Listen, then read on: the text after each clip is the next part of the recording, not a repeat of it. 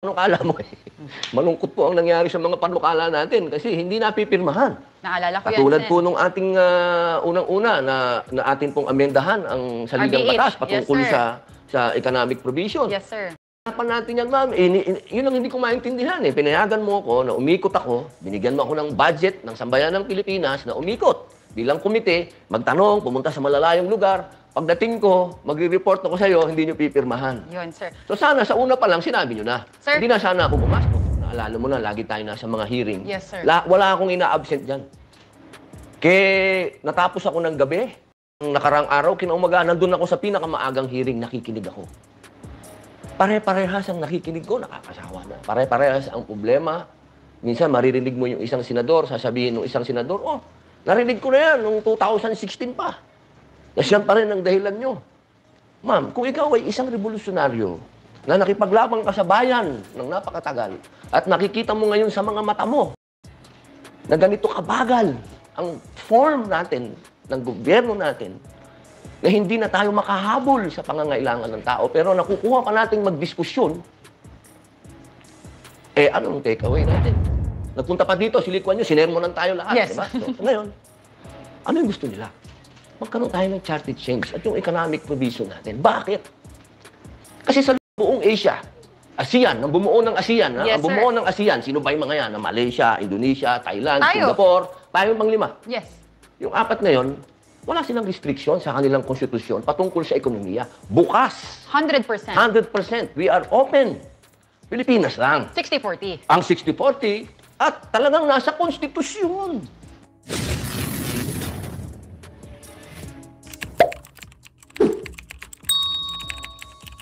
Mga mahal kong kababayan, marami na pong ipinupukol sa atin. Pati po pag-ahit ng bigote, ginawang issue. Yung akin pong asawa, ginawan din ng issue tungkol sa kanyang pagbabitamina. Pati po yung issue na ayaw ko mag-Ingles na napunta pa sa iMove. Ang dami pong ibinintang sa atin pero wala po isa dyan tungkol sa pagnanakaw. Hindi po tayo kailanman na pinagbintangan sa usapin na yan. Ako po ay walang absent sa Senado. Ang akin pong ginagawa ay extra. Marami po akong ginagawang extra. Wala na sa trabaho ko. Pero yung aking mga staff, nagre-reklamo na, hindi na namin trabaho to, pero ba't namin ginagawa? Dahil public servant po ako, binoto nyo ako bilang pagsilbihan kayo. Kaya kung ano man po yung mga issue na pinupukul sa akin, wag po kayo sanang maapektuhan. Dahil lahat po yan, intriga lang. Showbiz. Hindi ko po maintindihan, hindi sila makawala sa gandang lalaki ko. Yun lang lagi ang issue patungkol doon. Kaya sana, wag po kayo maapektuhan. Pagdating po sa politika, alam ko naman po na ako po'y nagtatrabaho at hindi po nasasayang ang inyong boto at ang pondong ibinibigay niyo po sa akin bilang senador. Sweldo, wala po akong tinatago dyan, pinamimigay ko po yan. Opo, kahit sarili kong pera, pinamimigay ko po yan. Kaya patawarin niyo po kami kung meron kaming mga maliliit na pagkukulang, pero na pinalalaki ng iba. Tandaan niyo, mabuhay. Alam mo, Sen, gusto ko ang makita ng mga tao kung sino po si Senator Robin na nakatrabaho ko. Isang taong nag-aaral, isang taong well-read, and isang taong totoo. So, Senator Robin, sisimulaan na ho natin. May nakalimutan kang isa. Ano, sir? Well-traveled. Well-traveled. That's the best education you can have. English yan. Sen, doon sa kasama ko ho kayo nung 3 times during public consultations last year, hindi ho natin makakalimutan na we went to Baguio, Davao, and Cebu. Pinag-usapan ho natin kasama ang mga barangay officials natin, private stakeholders. We even had justices go with us. Senator Robin, sa 2 taon niyo ho sa Senado, ano ho ang pinakamalaki niyong takeaway sa pagiging senador? Umpisahan natin sa ako ba ay masaya sa trabaho ko. Yes, sir. Pwede natin doon umpisahan. Yes, sir. Kung hindi dahil doon sa 27 million na bumoto sa akin, matagal na ako nag-resign. Bakit, Senator? Hindi ako masaya eh. Hindi ako masaya kasi siguro yung proseso, parang hindi tayo makahabol sa pangangailangan ng tao. Parang pakiramdam ko, nahuhuli tayo. Yes, sir. Ang gobyerno natin, sa loob pa lang ng, wala pang 1 taon. Kasi nung tayo, naalala mo na, lagi tayo nasa mga hearing. Yes, sir. Wala akong ina-absent dyan. Natapos ako na ng nakarang araw, kinaumaga, nandun ako sa pinakamaagang hearing, nakikinig ako. Pare-parehas ang nakikinig ko, nakakasawa na. Pare-parehas ang problema. Minsan, maririnig mo yung isang senador, sasabihin ng isang senador, oh, narinig ko na yan noong 2016 pa. Kasi yan pa rin ang dahilan nyo. Ma'am, kung ikaw ay isang revolusyonaryo na nakipaglabang ka sa bayan ng napakatagal at nakikita mo ngayon sa mga mata mo na ganito kabagal ang form natin ng gobyerno natin, na hindi na tayo makahabol sa pangangailangan ng tao, pero pa nating magdiskusyon, anong take away natin? Correct.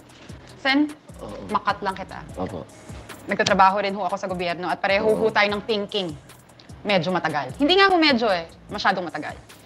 Paano ho kaya natin? Example. Yes, sir.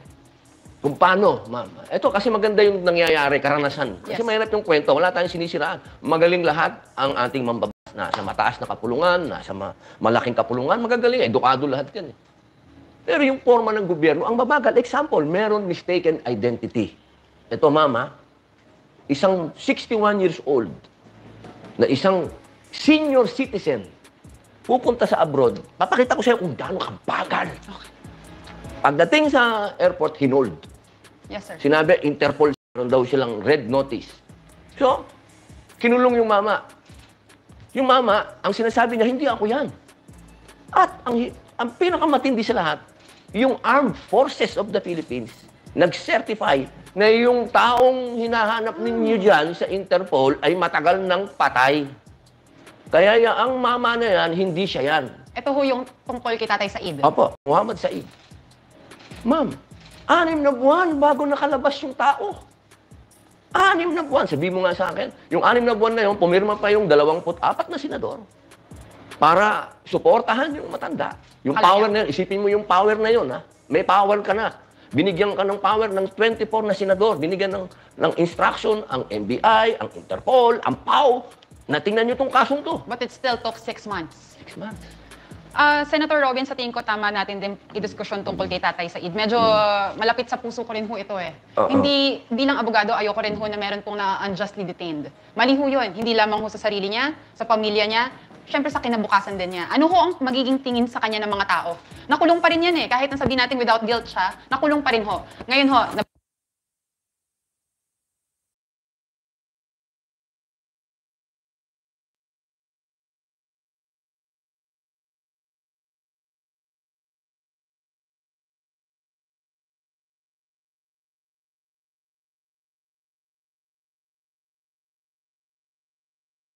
Kanya na ito na yung hinahanap. Oh. correct. So ngayon, Senator Robin, ano ho ang ginawa ninyong ways or move para sa libo-libong Tatay Said na meron ho tayo dito sa Pilipinas? Kasi hindi naman ho alam ng lahat na may ganyan. Lalo na ho, yung sabi ho, may 24 na senators ang tumulong, ha? Paano ho ngayon yung mga walang tumutulong? Ano ho ang mga moves? Marami yun. Correct, sir. So ano ho ngayon ang moves ninyo para makatulong ho sa mga taong illegally detained due to mistaken identity, sir? Alam mo, ito na naman. Noon pa lang, alam mo naman. Diba? Lagi akong pagdating sa usaping legal, madalas akong malungkot. Yes. Kasi ang daming pasikot-sikot. Kasi pag dinaan mo sa legal talaga, ang gagaling ng mga abogado. Yes. Oh, ang daming ganun-ganun. Ano? Kaya, nung una, ang sinabi ko dun sa aking staff, dapat, merong obligasyon ng gobyerno na kapag ikaw ay nakulong, nang wala kang kasalanan, dapat bayaran ka ng gobyerno. Damages yun Lahat ng klase ng damages. Compensation. Mentally, Yes. Morally, sabi mo na, lahat na. Exemplary, Oo, lahat. Emotionally, di ba? Ikulong ka ng pambira, isipin mo. So nung tinignan namin yung batas, wow, lumang-luma yung batas, ma'am. Isipin mo, 1,000 a month ang iba. 1,000 a month, alam mo ba kung magkano ang gastos sa loob ng kulungan pag ikaw ay nakulong? Nakulong ako, ang laki-laki ng gastos dyan. Akala mo ba walang gastos makulong? Kahit na pinakakain ka ng gobyerno, ano ba pagkain doon? Maraming gastos. Yes, sir. Okay? Lahat doon, electric fan, may arkila. Kama mo, may arkila. Yan yung realidad. Yes, sir. Okay? Ano yung 1,000? So, inisip namin, taas nyo naman. Okay.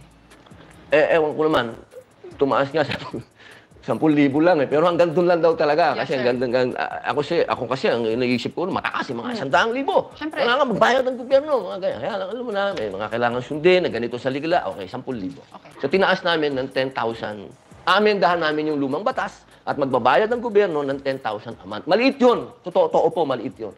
Pero Mabigyan man lang ho ng value, sir. ang sinasabi kasi lagi ng aking mga staff, naging staff din naman Yes, kita, sir. diba? Laging makibagay tayo. Kailangan wala tayong makadiskusyon Yes. sa kahit na sinong senador. Kailangan yung ating mga ipinapanukala katanggap-tanggap sa lahat. Yes, Baka naman humingi tayo ng saksakan ng laki dyan, Yes, sir. dumaan pa sa napakahabang interpelasyon. Okay. Sen, Oo. gusto ko yung sagot, yung nabanggit ninyo ho dyan na... Kasi nung nakatrabaho ko ho kayo, ang gusto ho talaga natin is, hindi ho natin iniisip yung mga ibang senador, ang iniisip ho natin yung mga principals na gusto natin matulungan. Yun. Number one. Number one yun. Oo. Ngayon, sir, paano po ba sa Senate? Kasi I understand there are 24. Isa lamang ho kayo. But you are number one. Hindi ho maaalis ho yan sa lahat ng knowledge ng kahit sino. You were and are number one. Pero ma'am, walang ano yun, ha? Walang extra benefits ang pagiging number one. Yun ang gusto ko Wala tanong- yun, ha? Baka Yun- akala ng mga tao, pag number one kami, maganda kang opisina. Yes. Oo, Yun ang gusto kong tanongin sa inyo, Ay, sir. wala po. Pinakamaliit po ang opisina natin sa, Yes, sa sir. Senado. Ito ang gusto kong tanungin ho sa inyo. Mahirap po ba na makakuha ho ng suporta sa ibang mga senador natin pag meron ho kayong gusto Mahirap, ipasa na lalo batas? pag baguhan ka. Paano po? Hindi nawawala yung kultura nila doon. Na neophyte. If you're not part of them before, kahit na you are number one, hindi ho po ba yun nakakabigay ng advantage sa inyo na, oh guys, Walang advantage yun. ay talaga sir. Wala. May tradisyon sa Senate na seniority, yung mga veterano. Sa tingin ko sir, sa lahat naman ng government offices, kahit sa private, may ganyan din ho sir. Kahit naman senior citizen, meron naman tayong ganun. Yes, Diba? sir. Meron talagang pribilehiyo. Yes. Pero sana, pagdating sa mga batas naman na makakatulong talaga sa ating mga kababayan at hinihingi, dapat isang tabi natin yung pagiging neophyte, hindi abogado, criminologist lang yan, yung mga artista lang yan. Alisin din natin lahat yan. Ang dapat, Kasi pagdating sa loob ng Senado, sa plenaryo, lahat tayo pantay-pantay. Hindi pinag-uusapan sa konstitusyon, malinaw. Hindi naman sinabi doon na kailangan abogado, kailangan ganito ang senador. Hindi ganun. Sa konstitusyon, malinaw. Na Yes, kailangan citizen ka lang, kailangan ikaw marunong bumasa. and you are able to represent the people. Yun ang number one. Yes. Kaya sir, Naiintindihan ka ng tao sa ground. Correct. Sa ground. sir, narinig Sa na kita. grassroots. Sir, narinig na kita sir sa plenaryo eh. Yes, ma'am. Tindig balahibo nga sinasabi ko kina Attorney Jay eh. Sabi ko, pag nakikinig ako kay Senator Robin, parang pinapakinggan ko, parang Filipino version ni JFK. Makikinig ka eh. Kahit na hindi ko naiintindihan minsan, sir, yung Tagalog. mga... Tagalog, sir. Naku, sir, sa Tagalog tayo nagkakaanuhan. Pero, sir, importante nung nakikinig ako, sir, naniniwala ako. Salamat po. Naniniwala ako, sir. So, ang tanong ko sa inyo, sir, hanggang saan ang kaya mong ilaban? Kasi napag-usapan natin pagiging neophyte ninyo. Bago natin pag-usapan, sir, yung pipeline nyo. Kasi ang gaganda ng pipeline nyo, sir, eh. Hanggang saan ang kaya nyong ilaban para sa mamamayang Pilipino, kahit na neophyte kayo? Pagdating sa Senado, Yes, kasi sir. pagiging revolusyonaryo, nagawa ko na yung pinakamatindi. Yes, Isilang alang ko lang ang buhay ko. Yes, sir. Para kung revolusyon ang pinag-uusapan. Pero pag pinag-usapan natin sa Senado, may hangganan eh. Kasi may proseso, may Yes. sinusunod na protocol. Bureaucracy. Na kailangan, pag dumaan ka sa first reading, o pagkatapos ng first reading, maghihiring ka, o pagkatapos mo ng Mahaba. second. Pag yung ginawang report ay hindi pinirmahan ng mga kapwa mo Senado, hindi darating yun sa plenaryo. Kaya hindi po ibig sabihin na wala. Sa sinasabi ng mga tao, nasa na yung mga panukala mo eh. Malungkot po ang nangyari sa mga panukala natin kasi hindi napipirmahan. Naalala ko yan, Katulad sir. po nung ating unang-una na atin pong amendahan ang saligang RBH. batas patungkol Yes, sir. sa economic provision. Yes, sir. Pinaghirapan natin yan, ma'am. Yun ang hindi ko maintindihan eh. Pinayagan mo ako na umikot ako, binigyan mo ako ng budget ng Sambayan ng Pilipinas na umikot bilang komite, magtanong, pumunta sa malalayong lugar. Pagdating ko, magre-report ako sa'yo, hindi nyo pipirmahan. Yun, sir. So sana sa una pa lang sinabi nyo na. Sir. Hindi na sana ako gumastos. Di ba? Sir, ito yung very, very close to my heart tong RBH. Yes, Yan ang ma'am. tawag ko dyan, sir, the RBH. Kasi I remember those times na we had to contact justices. We had to get their expert opinion, sir. We had to Kailangan natin puntahan sa bahay Correct. So, para imbitahin. yes, sir. No, so now, ang tanong ko, sir, charter change na naman. Mhm. Hindi po ba yan rehash lang ng idea ninyo, sir, nung last year or 2 years ago? Ito kasi, sir, ang sa akin. Kung napagbigyan last year yon, di sana umabot tayo nung sa barangay elections. Di ba yun ang plano natin dahil mas Yes, mura. ma'am. Yes. Di ba? Oo. Pinag-usapan natin, gagastos lamang ho tayo ng 30 million or 40 million kesa doon sa 100 plus millions na gusto nila. Ngayon, sir, pinag-uusapan na naman ho. Sinabi na nga ho na baka plebisito na next year. Sir, anong nararamdaman ninyo bilang first, senador, na paulit-ulit na naman based also sa sinabi ninyo kanina. Second, as someone na nag-isip po para makapasok yung foreign capital, makadagdag ng kagandahan sa buhay ng mamamayan natin. And third, sir, bilang Robin Padilla as an onlooker sa politics. Unahin natin yung naramdaman nila dating Presidente Fidel Ramos. Mga naramdaman nila former President Gloria Macapagal Arroyo. Ito yung mga presidente na pagbintangan eh. Nung mga sinusulong nila yung charter change, sinasabi gusto lang magpalawak ng kanilang mga termino. Ganito katagal na itong. Itong mga presidente to, nung panahon nila, ito yung mga sinabihan tayo na ang Pilipinas ay magiging parang tiger economy. Yes. Cab ba yun? Basta hindi tiger pa noon eh. Basta yung panahon ni FDR. Tiger economy po, sir, nung kay President Ramos. Oo, di ba? Yes. Tapos, nung panahon ni GMA, dahil meron siyang 10 years eh. Si Yes. GMA, tandaan mo, may 10 years siya. May Galing minana kay siyang 4 years. President Estrada. Dating, nagkaroon siya ng 6 years. So, may continuity. Yes. Nung time niya, data ang magsasabi na yun ang pinakamagandang. Nagkaroon tayo ng pinakamagandang takbo ng ekonomiya. Yes. Nung time ni GMA. Bukod sa ekonomista siya, kasi may continuity. And database. Database, ha? So, pag tinignan mo, doon dalawang presidente na to, na ekonomiya ang sentro. Si Ramos, best friend pa ni Lee Kuan Yew yan, ng Yes. Singapore. Ha? Nagpunta pa dito si Lee Kuan Yew, sinermonan tayo lahat. Yes. Diba? So, ngayon, ano yung gusto nila? Magkaroon tayo ng charter change at yung economic provision natin. Bakit? Kasi sa loob ng buong Asia, ASEAN, ang bumuo ng ASEAN, ha? Yes, Ang bumuo sir. ng ASEAN, sino ba yung mga yan? Na Malaysia, Indonesia, Thailand, Tayo. Singapore, tayo pang 5. Yes. Yung 4 na yon, wala silang restriction sa kanilang konstitusyon patungkol sa ekonomiya. Bukas, 100%. 100%. We are open. Pilipinas lang. 60-40. Ang 60-40 at talagang nasa konstitusyon. Na ginawa na hindi noong naman natin masisi. Yes. Kasi nga, revolusyon noon, masyado tayong Pilipino. Wala akong sinisisi, tandaan niyo po. impassioned. Yung passion. Tsaka yun yung time na yun eh. Kasi sa matagal na panahon, inalipin naman tayo ng mga kolonyal Yes. na pumunta dito. Lagi silang may, nung panahon pa ng Amerikano, di ba? Kung anong karapatan ng Amerikano, yun ang karapatan ng Pilipino. Parehas tayo Yes, sir. sa pagnenegosyo. So hindi mo masisisi. Yes, sir. Na yun ang naging direksyon ng mga gumawa Yes, ng sir. 1987 Constitution. Kaya lang paso na yun.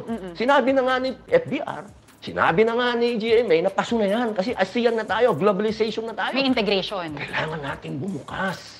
Kailangan natin ng puhunan. Kapag may puhunan, may pera. Pag may pera, ibig sabihin maganda ang negosyo, May trabaho. maganda ang trabaho, maganda ang sweldo. Yes, sir. Yun lang yun eh. So pag sinabi mo ako anong nararamdaman ko, Frustrated? frustrated ako sa usapin ng politika. Kasi usapin ng revolution, iba yun ha. Tandaan natin. Kasi ako gusto ko, revolutionary government o federalism.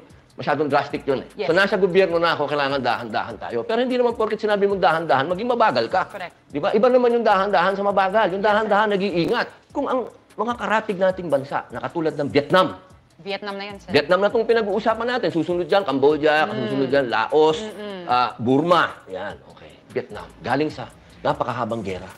From the French, to the Americans, to the Chinese, Yes. tapos sila. Pero ma'am, ngayon, mas mataas na sa atin ang ekonomiya ng Vietnam. Anong, Tandaan mo. Sen, anong naiisip mo dahil sa sinasabi mo ngayon? Anong naiisip mo na inuulit na naman? Kasi nagawa na natin last year yan eh. Behind. Kasi kung nasunod yung atin, 2023 yung election natin. Oo, meron tayo sa timeline nun. May timeline tayo. Kaya lang, siyempre, alam mo, naiintindihan natin eh. Kasi ito nga yung kinamulatan nating 1987 Constitution na kailangan tayo sumunod sa bureaucracia. Okay. Ito ngayon, siguro naman nararamdaman na ng tao na nag-lag na tayo ng 3 taon. Kasi masasabi nila natin, kapag pumasa to, 2025 yung magkakaroon ng plebisito, isasabay nila sa election. So, na-delay na tayo ng 3 taon. Sana lang, magkaroon tayo ng tamang wisdom kung paano natin aamendahan Oo. itong batas na to, Yes. itong saligang batas Yes. na to. Kasi ma'am, pag pinanood mo ang hearing, pag pinanood mo ang mga nasa TV, lahat legal, attorney ka ma'am. Yes, sir. Di ba? Aminin natin. Kapag nag-usap-usap ang mga abogado, Haba. ang Kasi may isang opinion si isa, may isang opinion si isa, walang nangyayari. salu-salubong. So sana, pag hinarap natin itong amenda ng batas, nagkaroon sila, hearing to, official to, nasa record to ng Senado. Ang sinabi ng mga gumawa ng batas, ng saligang batas, oversight. Yes. Meron silang napabayaan. Kasi, ang alam ng lahat, unicameral ang tinutulak natin. Ibig sabihin, isang house lang. But hindi naman yan, sir. Kaya lang, eleksyon sila, nanalo yung bicameral, oversight, hindi nila nabalikan Correct. yung Section 1 ng Article 17. Di ba? Yun yung Congress na sinasabi, kailangan with 3/4 ng votes. ha? Both houses. Oo, both houses. Gusto ng iba, magdagdag ng Ito, naririnig ko lang to, ha? Yes, Kasi sir. siyempre, kailangan ko lang ipaliwanag sa Eh, mas may intindihan ng ating Sen, kababayan. ito yung mood ngayon sa Senado at sa Congress about sa charter change. Yes, Correct. opo. Okay. Kailangan lang natin ipaliwanag ng Yes, sir. mas lalong kasi pagka pinakinggan niyo po yung mga justices, mga abogado, puro legal terms, malilito po kayo. Ang ayaw nating malito. Kasi kailangan maintindihan ng tao ito. Tama. Kailangan niyo pong maintindihan ito. Tama. Ganito yan. Meron pong tatlong moda. Ang nasa saligang batas, kayo nagturo sa akin yan. Kayo ang teacher ko dito. Tatlong moda. May CONCON, Yes. may CONAS, merong People's People's Initiative. Initiative. Okay. So, ang gusto ngayon nitong mga legal minds, magdagdag ng isang moda. Which is? Yung ini-endorso ni Father Bernas. Na parang normal na batas, na magkahiwalay tayo, magkahiwalay ang Congress Senado at at ang House of Representatives, magkahiwalay silang gagawa ng ng kanilang mga panukala kung paano nila gustong baguhin yan. O tapos magkikita sila, mag-uusap sila, boboto sila separately. Yes. Nagdagdag na naman tayo ng isang moda. Maging apat yun. Yes. Ma'am, abogado ka, alam mo na habang padagdag ng padagdag yan, nagkakaroon lalo ng confusion. Not only that, sir. Yung resources ng mamamayang Pilipino nagagamit din. Yes. oo. Time ninyo na dapat gumawa tayo ng mga batas na kailangan, dyan napupunta sa diskusyon. Kaya nga, sir, ito yung gusto kong anuhin Napag-usapan na lahat yan nung time ninyo. Yan nga ang lagi ko naisip Isn't this just a rehash of Senator Robin Padilla's bill na hindi napirmahan ng committee report na which we were all heartbroken? Yes, opo. Because we worked very hard about it. Tsaka daming rehearsal yan, ha? Ay, nako, sir, naalala namin. Pinasakit yung ulo ko dyan. Puro 2 oras, 3 oras, rehearsal sa question and answer, wala pala nangyari. Yes, sir. So ngayon, sir, sa tingin ho ba ninyo, magkakasundo ang Senado, ang Congress, pati na rin ho ang ating Pangulo tungkol ho dito sa charter change? Ang ganda kasi nung sinabi mo kanina, ma'am, kailangan pag gumawa tayo ng Batas. batas. Sabi nga doon resolve, di ba? Correct. Mari-resolve niya lahat. Hindi tayo gagawa ng bagong problema. Yes. Siguro, ang naging bunga na lang nung hindi tayo pinayagan na makarating sa plenaryo, ang naging bunga ngayon, nabuksan yung usapin. Kasi ngayon, ang usapin hindi naman na yung Economic provisions, correct. It's about the voting separately Yes. and voting jointly. Yes. Yun naman yung naging progreso. Kasi doon sa atin dati, economic provision. Yes. Ngayon, medyo lumaki yung usapin dahil ang pinag-uusapan yung botohan. Yes, sir. Yun ang dapat resolbahin. Pag na-resolve ba, sir, pag na-resolve ba itong pag-vote jointly, separately, sa tingin ho ba ninyo, mapapabilis? Mapapabilis. Kung masusunod yung sinasuggest natin. Oo. Kasi meron tayong panukala Oo. Kasi nung nakinig tayo sa usapin na to, kasi ano na to umpisa ng taon. Yes, sir. Ito yung sumampal sa atin lahat di ba? Correct. Oh, wow, meron People's Initiative, may ganito. Nabigla nga ako Yes, dahil committee ko yan So parang bulag ako Hindi ko alam ano nangyari. Biglang may ganun na lang na meron na pala. Okay. Maganda yan. Sino nag-start? Si Presidente. Yun ang pinakamaganda sa lahat. Kasi noong, naalala mo, nung panahon natin, Tayo lang, sir. tsaka yun ang sinasabi ng lahat. Matigas na nga ulo ko, hindi ko alam. Ang sinasabi nila, kailangan humingi ako ng tulong kay Presidente para ma-approve itong economic provision natin. Amenda. Ako naman, ang linaw sa konstitusyon na wala namang pakialam ang Presidente dito dahil tao ang magdidesisyon dito, tao ang magra-ratify Diniretso nito, natin. tao ang ano nito. Hindi ko inisip na humingi ng tulong sa Presidente. Siguro yun nga talaga ang naging pagkukulang natin. Hindi tayo na-endorso ng Presidente sa LIDAC o anuman, kaya hindi tayo umusad. Pero ngayon, na dahil kay Presidente, nanggaling at sinabihan niya ang malaking kapulungan at ang mataas na kapulungan na kailangan na nating amendahan ang economic provision ng Konstitusyon. Sa tingin niyo mapupush, boss? Mapupush pero babagsak sa voting Kahit anong sabihin mo, may problema yung Konstitusyon kasi nagawa Sa siya, sir. Konstitusyon, ang sinabi doon, resolved by Congress upon the vote of 3/4. Yes. Yun sabi. Kaya lang, dalawang house natin. Yun ang gusto ng kasi may RB resolution of both houses 7 yata yung sa Congress. Gusto nila jointly. Yes, sir. Voting Kasi mas jointly. madami sila Oo. Ang gusto naman ng Senate, separately. Sa akin, yun ang resolve natin. Yun ang amendahan natin. Yung Section 1 ng Article 17. Ilagay na natin doon. Yeah. Ba't tayo magdadagdag ng isa pang moda na pagdidiskusyonan nyo pa yan, Na na kayong matagal mga naman. matatalinong tao at mga legalidad na makakarating pa ng Supreme Court yan, Yes. kung saan-saan, ang haba ng proseso, ang haba ng Yeah. posisyon. amendahan natin yung Section 1. Ako, Sen, Idagdag na lang natin. Bilang Diba? abogado, sa tingin ko, kung naresolbahan yung Section 1 na yan, maraming batas po tayo mapapadali. Bilis! Sobrang mapapadali. Oo. Katulad, sir, netong pinag-uusapan natin. Okay na ho tayo sa charter change. Opo. Nasabi nyo na yung mood ng Senate, nasabi Opo. na natin. Pero yung atin, ma'am, tayo'y, ang opinion natin, hindi po sa usapin ng tayo'y nakikipag-away Of course. sa kanila, ha? Yes. Opo, hindi po. Yung atin lamang po, kung saan bibilis. Yes. Kung saan bibilis lang. Sir. Minsan iwasan natin kasi yung discussion. Sir, ako, naniniwala ako, sir, na pagka nagkaroon tayo ng isang moda na mapapabilis ang Opo. lahat ng bagay, hindi lamang ho gaganda yung buhay ng ating mga kababayan, pero it would set a precedent. Opo. Na this administration made it happen.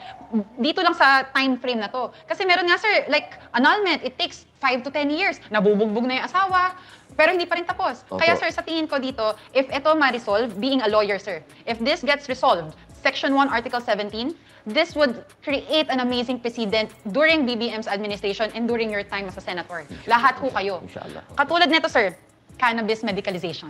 I heard last night the committee reports was signed. Ano, sir, ang pakiramdam ho natin dyan? And sa tingin ninyo, ano ho ang magiging progreso? Gaano kabilis na naman? Gaano katagal na naman? Palagay ko po pagdating dito sa medical cannabis, ito naman yung ating makatotohanan. Yes. Makatotohanan. Realistic, sir. Oo, na napagpapaliwanag. Hindi Yes, ko sir. dadaanin sa legal kasi hindi naman kayo maniniwala sa Siguro sa karanasan. Siguro nakita din ng mga senador na nilapitan ko patungkol dito. Yung puso ko pag sinasabi ko to. Kasi ako mismo, yung usapin ng ako ay stuntman. Alam mo naman yan, ma'am. Yes, sir. Sa pelikulang Pilipino, ako gumagawa ng aking stunts. Marami akong bali sa katawan. Yes, may sir. bali ako dito. Sa edad kong to, I'm suffering. Sa pain, rayuma, lahat yan. Sinisingil ka niyan eh. Physical. Lahat, physical. So ako, hindi ako binibigyan ng option ng Pilipinas. Ang gusto ng Pilipinas, ang batas ng Pilipinas, ganito. Kumuha ka ng mga synthetic drugs diyan. Kumuha ka ng mga pain reliever diyan. Inumin mo yung mga sisira ng liver mo. Inumin mo yung mga fentanyl na yan, Demerol na yan, morphine na yan, To relieve the pain. to relieve the pain. Lahat yan, ma'am, may side effect. Pag pinaliwanag ko sa kanila na itong medical cannabis, wala itong side effect. Wala pa nga namatay dito eh. At hindi ito kaparehas ng sinasabi niyong recreational marijuana. Okay. Magkaiba ito. Ayun. Okay, yun ang naiintindihan nila. Okay, ano ba yung medical marijuana? Doon nila malalaman. Regulated. Na pinag-aralan ko to. Yes, sir. Nagpunta ako sa Netherlands, nagpunta ako sa Israel. Pinag-aralan ko yung medical marijuana. At ngayon, pupunta pa ako ng Canada. Hindi pa lang ako nabibigyan ng visa. At gusto ko rin pag-aralan yung medical Kasi legal cannabis. doon, sir. Yes. Yun yung mga bagay na sinasabi ko kanina, ang travel, mas magandang karanasan. It gives you good Maganda. education. Opo. Mas Yes. naipapaliwanag natin. Yes, sir. Hindi ito isang bagay na isinulong natin nang wala tayong alam. Of course. Pinag-aaralan natin Yes. ito. May kinakausap natin ng mga doktor. I remember, sir, pinag-usapan din natin noon. I remember you guys would be asking from the US FDA also of their opinion. Meron po. Diba? Meron po tayong mga nakausap na tiga-US. Hindi nga lang mga FDA pa nila. Pero nakausap natin yung mga namamahala doon sa mga states. Oo. Kasi sa Amerika, federal, hindi pa siya legal. Oo. Pero may mga state na merong medical cannabis, merong recreational marijuana. Okay. Kailangan po malinaw ito, ha? Yes. Pati po sa pangalan. Malayong malayo. Kapag sinabi po natin na So, pag sinabing medicinal cannabis. Yes. Sir, Okay? pag sinabing weed, That's the Recreational. the flower itself. The flower itself. Hindi naman ibig sabihin kasi sir, na- di ba ang akala ng mga tao, kulong siya dahil nagbebenta ng weed or you have to enlighten me, sir. yan yung mga common kasi na Terminologies. common na terminologies na ang tao laging pag sinabi mong weed, pag sinabi mong gano'n masama na Droga. agad. Okay. Droga. So, yan kasi yung mga terms Yes. ng mga ginagamit ng mga gumagamit. kaya iniiba na ngayon Yes, yan. sir. Ang tawag ngayon dyan, flower. Okay. Sir, Flower. dahil napirmahan kahapon Yes, ma'am. ang committee report, and I know how vital a committee report is, yan ang start eh. Praise God. Right? Opo. Pag hindi yan ho napirmahan, walang mangyari. Ngayon, sir, napirmahan na kahapon. Sa tingin ho ba ninyo makakakuha ho tayo ng suporta sa mga fellow senators natin? And possibly, sa Congress, kay Presidente, ano ho sa tingin ninyo? In your own words, sir, kasi kayo ho ang nagsulong neto. Kayo ang lumalaban ho neto. Hindi lamang ho para sa mga... Kasi sir, ako naniniwala ako dito sa batas na to, mapapakita natin na kaya ng gobyerno ng Pilipinas na mag-regulate. Lagi ho natin sinasabi, hindi, aabusuhin yan, aabusuhin yan. why not let government regulate? So ngayon, sir, ang tanong ko ho sa inyo is, sa tingin ho ba ninyo mapapatagal bago ho maipasa tong batas na to? Positibo ako na mapapasa siya. Kasi sa usapin ng mismong United Nations, tinanggal na siya dun sa sinasabing, Prohibited. oo, nilagay na, hindi, ino lang siya, parang nire-classify Okay. na itong drugs na to ay pwedeng pag-umpisahan ng medicine. Yes. So, magandang senyalis na yun. Yes. Yun kumbaga, hallelujah. Di ba? So, inamin na Yes. ng United Nations na ito ay may medicinal benefits. Ano? So, tayo naman ay, pagdating kay Presidente, unahin natin si Presidente kasi siya yung pinakamataas. Of course, ano? sir.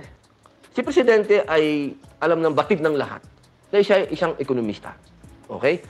Hindi man niya yung pinag-aralan, pero makikita mo sa kanya naniniwala siya sa ekonomiya. Yes. At yun ang direktang magbibigay ng kaginhawaan sa buong bansa. Pag pinag-usapan natin ng economy, may economy sa medical cannabis. Yes. Production, Hindi sir. ito mabigat. Yes. Pag sinabi mong medical cannabis, meron itong bilyong dolyares na ekonomiya sa buong mundo. Correct. Ha? At hindi lang yun. Usapin ng herbs. Okay? Pag sinabi natin yung herbs, pag sinabi natin yung flower, pag sinabi natin yung hemp.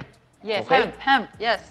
Ito, kasi tandaan natin, ang marijuana may female and male. Yes, sir. Okay? Ang female, yan yung may flower. Yan po Yes. yung may psychoactive Effect. effect. Okay? The male, yan po yung tinatawag nating hemp na pinag-uumpisahan na ngayon sa iba't ibang first world countries na itinatanim nila kasama ng Australia kasi yan ang pinagkukunan ng tela, papel. Yan na yung Maraming sources. matinding fiber. Yes. Okay? So, walang tama yun. Yes. Nagtatanim na sila nun. Hanggang sa Japan, nagtatanim sir. na sila nun. Yes, sir. Tayo hindi pa, kasi bawal. Sa atin, nandun tayo sa 1960s, na pagka sinabing marijuana, bawal yan. Hindi na natin kilasify kung ano yung male and female. Correct. Hindi na natin, hindi Kulang na tayo, ng research. Sa tingin niyo, sir, kulang ng research? kulang ng research kasi kinulong na natin yung mismong plant, kinulong natin eh. Yes, sir. Di ba? Ginawa, kumbaga, without any trial, kinulong natin. Yes, sir. Okay, kulong na siya. Yes, sir. So ngayon, naniniwala ako na naiintindihan ito ng ating mahal na Pangulo. Dahil siya, bilang laging nandun sa Economic Forum, alam na niya na ang buong first world countries tanggap na ang medical marijuana. Yes. Okay? Kailangan natin tanggapin ito. Ganon din ang Senado. May mga senador na sinasabi nila sustainability and those things, ano? Longevity. Oo. So, Yes, sir. walang pinakamaganding maging sustainable sa lahat ng plant, kundi ito. Correct. Itong herb, itong cannabis, Yes, itong sir. marijuana, sabihin Yes, mo sir. na, hemp. Okay. Kasi itong pinakamabilis itanim. Kung meron tayong problema sa reforestation, ito ang gawin Okay. mo. Ang bilis nito, ilang buwan lang, nakatayo, ang lalaki. Maingay ngayon tong 100 peso Kulang nga yan. minimum wage hike. Ayan ang gusto ko, sir, marinig Kulang eh. nga yan eh. In a short answer, Sen. Sa tingin ninyo, mapapasa to before 2025? Dapat. Ang tagal naman. 2025 Okay. pa, dapat 2024. Sir, may tanong din ho ako dyan. Dahil naririnig-rinig ko rin ho. Tapos na to sa Senado, tapos na sa Yes. third reading to, nasa House na to. Yes. Ang sinasabi ng mga tao, sir, ginagawa lang... Ito, sir, you may or may not answer. Oo. Pero I know you, sir, to always have no filter and be honest eh. Lagi kang honest, sir. Sa tingin niyo, sir, ginagawa lang to ng ibang tao. Hindi ko ho alam kung sino ho, sir, pero ito ang sabi-sabi. Ginagawa lamang daw ito para daw ho sa eleksyon. Para magpapogi. Hindi na, sistema yan. Oo. Dapat natin paniwalaan din ng mga opinion na yan. Kasi madalas ganyan. Yun naman. You think there's some truth? Siyempre naman. Okay. Ayan na, 2025. Correct, nandyan Pero na eh. ang kailangan natin mangyari dito, kaya anuman ang kanilang intensyon, kailangan itong pumasa. Pero tanong ko, sir, Kailangan itong pumasa. Ano man ang intensyon? ano, sir, kung yun man ang intensyon nila at ito ang resulta na mapapaganda ang buhay ng mga mamamayan natin, Bakit hindi? bahala kayo magpapogi. Oo. Itong sa 100 peso minimum wage hike, paano naman ho yung mga employers? Ayokong sapawan yung yung author nito kasi si Jinggoy tsaka si Senate President. Hindi, kahit short lang, sir. So, ito, short lang. Oo. Hindi naman ang Senado po, hindi po ito gagawa ng isang bagay na walang study. So, ito lang po yung sinisigurado ko sa inyo. Opo. Pag humakbang po ang Senado, maniwala po kayo sa akin, nandiyan ang pinakamagagaling na tao. Correct. Nakita nyo naman yan. Correct, no? sir. Hindi po ito magiging threat sa mga negosyo, lalo sa maliliit kasi merong ano yan eh, meron silang nilagay na mga kung ilan lang yung empleyado na dapat may mga ganun eh. Yes, sir. Sobra din naman yung binigay nung panahon ni Pangulong Rodrigo Roa Duterte. Binigyan ng mga ano yan eh, yung mga negosyante na yan, yung mga korporasyon na yan, binigyan sila ng magandang Insentibo. deal, insentibo sa tax. So mga nakatipid na yan. Yes. hindi na pandemic, nagtatrabaho na yung mga tao. So kumita ka na ng extra ngayon. Okay. Batuhan mo naman yung, ito salitang ano na lang ito. Explain lang, Salitang sir. atin na Yes, lang. yes, Batuhan mo naman yung mga empleyado mo, pambihira Sir, naman. tanong ko, Oo, di ba? paano yung mga senador na mga malalaking malalaking employer, sir? It's reality, sir. Na meron ho tayong mga kasama sa Senado na big employers. Ano naman, sir, yung pakiramdam nila? I'm not asking, sir, yung kung ano sa tingin ni, kung ano yung sabi nila, pero sa opinion ho ninyo, during plenary sessions, during hearings, during discussions, lumalaban ba sila, sir, dyan? Hindi. Ito, witness ko to. Nakita ko talaga. Saksi ako. Kilala naman natin kung sino ang mga bilyonaryo at milyonaryo, sino naman natin ang mga nasa Senado. Ano. Wala naman pumalag dyan. Nung nilabas yung 100 peso, ano na yan, Wage hike. lahat yan, mabilis na mabilis yan. Ito ang pinakamabilis sa lahat na pumasa ng third reading. Bukod sa, hindi, yung maharli ka, ano nga, medyo tumagal-tagal pa yun eh. Pero itong bilis. Okay. Ano to? Naniniwala naman ako. Na-deserve. Ang liit nga nun. Sa totoo lang, ako sa aking mga workers, nasa 1,000 a day na ako. Okay. Sir, Ang dapat nga, ang bayad nga sa worker ngayon, nakita ko nga, nung nagpaano ko ng data, nakalagay doon, 1,120. Uy, kulang pa pala ako. yun yung para mabuhay ng maganda. Okay. Ang isang pamilya, kailangan sumasahod siya ng 1,120. amendment or revision of the revised penal code, yes or no? Marami na tayong kailangan amendment yan. So, yes. Kasi wala na tayo sa panahon. I-overhaul, amendment, i-revise natin, sir? Kasi Hindi, we have to hindi, keep up hindi, with the hindi. times. Oo, pero ano lang. Amendment lang. Sorry. Hindi niya kailangan i-revise. Divorce law, sir. Oo, dapat. Kailangan na. Proteksyon ng babae yan. Tutulong kayo doon sa principal author na si Meron ako Senator mismong bill. Okay. Divorce bill. Okay. Third, sir, tutulong ho ba kayo na maiayos ho itong charter change for next year? Masasama po ba kayo sa movement ng ating administrasyon na maisulong ang charter change? Opo. Opo. No reservations, sen. Economy and political. Okay. Kasama yung economy and Hindi lang siya political. pwede sa isang resolusyon, kasi bawal yun. Sa isang resolusyon, dapat isa lang. Kayo nagturo niyan, hindi Yes, sir. pwedeng dalawa-dalawa. Correct. Doon sa 100 peso, after, sir, ma-approve yan, either ma-approve man yan, sir, ng both houses. Susulong na naman ho ba kayo ng isa pa pong hike? Oo. Hindi ako pwedeng, ako ay hinalal para sa kapakanan ng lahat ng Pilipino. Yes. At 80% ng lahat ng Pilipino, kulang na ang kanilang sinesweldo. Okay. Siguro naman, maiintindihan tayo ng 20%. Yes. Oo. Okay. Sir, doon sa Eid Bill, gagawa ho ba tayo ng more na... Kasi in aid of legislation yan, sir, eh. And as a senator, that is your right, that is your power to exercise. So in aid of legislation, sir, 3 batas na gusto ho ninyo na nasa pipeline ninyo ngayon. Ano ho ang bills? Na gusto kong pumasa? Correct. Medical cannabis, divorce, saka itong charter. Ano ho ang gusto niyo sabihin sa 27 million at sa 100... I-overall na ho natin. Hindi naman ho kung sino lang bumoto sa inyo dahil you serve the 110 Filipinos, million Opo. Filipinos. Mga mahal kong kababayan, marami na pong ipinupukol sa atin. Pati po pag-ahit ng bigote, ginawang issue. Yung akin pong asawa, ginawan din ng issue tungkol sa kanyang pagbabitamina. Pati po yung issue na ayaw ko mag-Ingles na napunta pa sa I move. Ang dami pong ibinintang sa atin pero wala po isa dyan tungkol sa pagnanakaw. Hindi po tayo kailanman na pinagbintangan sa usapin na yan. Ako po ay walang absent sa Senado. Ang akin pong ginagawa ay extra. Marami po akong ginagawang extra. Wala na sa trabaho ko. Pero yung aking mga staff nagrereklamo na, hindi na namin trabaho to, pero ba't namin ginagawa? Dahil public servant po ako, binoto nyo ako bilang pagsilbihan kayo.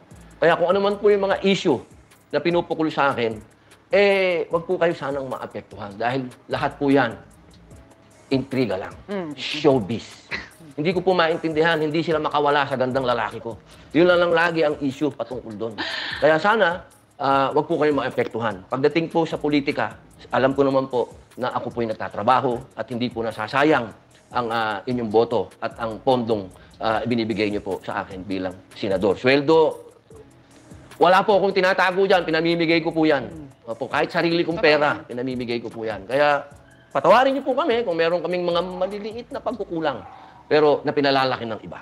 Tandaan niyo po, ako po ay boses ninyo sa Senado, action, hindi drama. Kung hindi ho ako naniniwala, hindi ko ho kayo kakausapin ng ganito para marinig ho ng 110 million nating Filipinos na dapat ho tayo maniwala hindi lamang ho sa trabaho ni Senator Robin, pero pati ho sa kanyang puso, the working senator. This is... Hanggang dito lang tayo mga tol. Maraming salamat sa panonood at patuloy na suporta. God bless you sa inyo lahat at hanggang sa muli.